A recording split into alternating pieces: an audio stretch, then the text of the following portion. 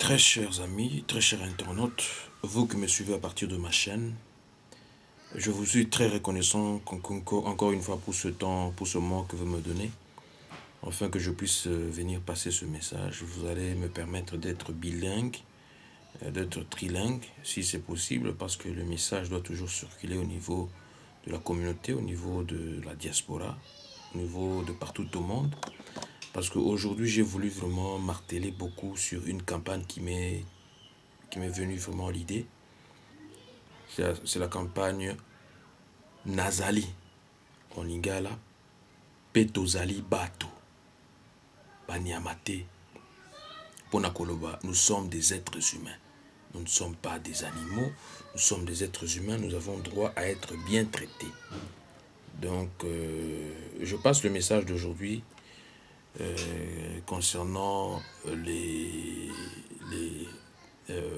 concernant les appels au soutien que nos compatriotes ont vraiment lancé à partir de centres fermés, qui se retrouvent nombreux au centre fermé de Bruges, au centre fermé de Namur, au centre fermé de Liège, en Belgique, et leur SOS m'est parvenu. Et voilà pourquoi je me suis vraiment fait le nécessaire de venir passer le message et de parler de la campagne Tozali Bato et Nazali Moto. Vous savez, Kinshasa et Bruxelles étant les deux capitales les plus liées historiquement parlant, très touchées par les traitements inhumains et dégradants de la part des autorités belges infligés aux compatriotes congolais qui se trouvent dans les centres fermés et dans les détentions. Le MP de la communauté congolaise que je représente, M. Bienvenu Massamba, tient à faire part que la mondialisation impose à tous de vivre ensemble et en vue de se développer ensemble afin d'avoir des perspectives de croissance d'ensemble. Voilà pourquoi je demande aux autorités belges de bonne foi de cesser à procéder aux expulsions massives et collectives des Congolais de la RDC, comme l'exige l'article 4 de la Convention européenne des droits de l'homme qui stipule ceci. Les expulsions collectives des étrangers sont interdites. De partout le monde, la diaspora congolaise ou mieux les ressortissants congolais vivant à l'étranger est appelé de venir en aide aux nombreux compatriotes qui sont victimes d'expulsions collectives, excessives, aggravantes et accablantes dans les pays d'accueil d'Europe, d'Asie, d'Amérique, etc., etc. Les personnes, comme vous le savez, les personnes critiquant l'action et la politique gouvernementale de la RDC ont été désignées comme des fauteurs de troubles, tentant de déstabiliser l'État ou de comploter contre lui. Vous le savez, bien que moi, que le gouvernement congolais a considéré que les réunions des partis politiques d'opposition et des organisations de la société civile constituaient des menaces à la sûreté de l'État. Des représentants du gouvernement congolais ont qualifié de groupes insurrectionnels les mouvements des jeunes qui défendaient le respect de la Constitution. Ça, vous le savez. Ils sont nombreux, même ici au sein de la diaspora. Ils sont identifiés. Ils sont identifiés, nous les connaissons. Des agents des forces de sécurité ont intimidé et continuent d'intimider et harceler des défenseurs de droits humains et des responsables gouvernementaux ont menacé même de fermer les organisations de défense des droits de l'homme. C'est le cas, vous le savez, très chers amis. Et moi, je plaide en tout cas auprès du ministre en charge de la migration et d'asile et de personnes apatrides, en tout cas de pouvoir permettre à tous nos compatriotes qui sont dans les centres fermés de pouvoir recouvrir la liberté.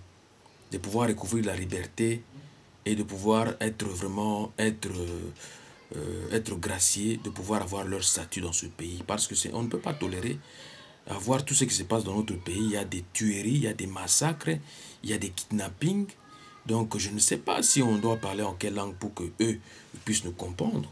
Parce que vraiment, si nous allons vraiment très très loin, si nous allons très très loin au niveau du ministère des Affaires étrangères belge, dans leur site, à travers la dernière mise en jour de leurs informations, ils conseillent, ils déconseillent, je dirais, parce qu'ils disent quoi? Ils disent, le voyage non essentiel vers la République démocratique du Congo sont actuellement déconseillés.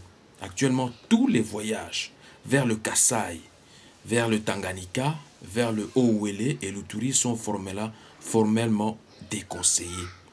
Une augmentation d'attaques et de braquages, parfois à main armée, visant la communauté expatriée, toutes nationalités confondues, est constatée à Lubumbashi ainsi qu'à Kinshasa. En particulier dans le centre-ville, la Gombe, la plus grande prudence est recommandée lors de tous vos déplacements. Donc les Belges qui voyagent vers la République sont priés de veiller parce que la situation est vraiment tendue. La situation sécuritaire n'est pas vraiment garantie.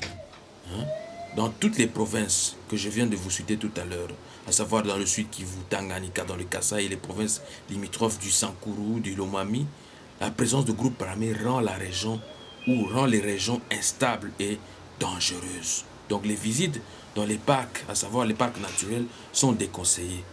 Et de tels voyages, vraiment, sont déconseillés aussi. Il faut prendre vraiment ces informations au sérieux. Donc voilà pourquoi je demande au ministre en charge de l'immigration de la Belgique de pouvoir accorder à tous nos compatriotes de séjour dans ce pays et de leur accorder le permis de travail. Parce que c'est ce qu'ils vont leur permettre vraiment de se prendre en charge et ne dépendre ni du système social belge, ni du social, ou ni d'autres organismes. Parce que la raison qu'on a toujours évoquée concernant nos compatriotes, c'est qu'ils viennent toujours ici en charge du gouvernement belge et tout ça. Mais non, en octroyant le permis de travail et de séjour à nos compatriotes, à tous nos ressortissants congolais, cela va leur permettre de se prendre en charge, de travailler et de dépendre que de leur travail, pas du système social belge. Voilà pourquoi je plaide auprès du ministre de l'immigration belge, en tout cas de pouvoir accorder à tous nos compatriotes, où qu'ils soient dans tous les centres fermés, d'être libres et d'avoir la permission et le séjour dans le royaume de Belgique. Je vous remercie beaucoup et je vous retrouve dans d'autres rubriques encore une fois pour d'autres messages concernant notre communauté. Ingeta, Ingeta.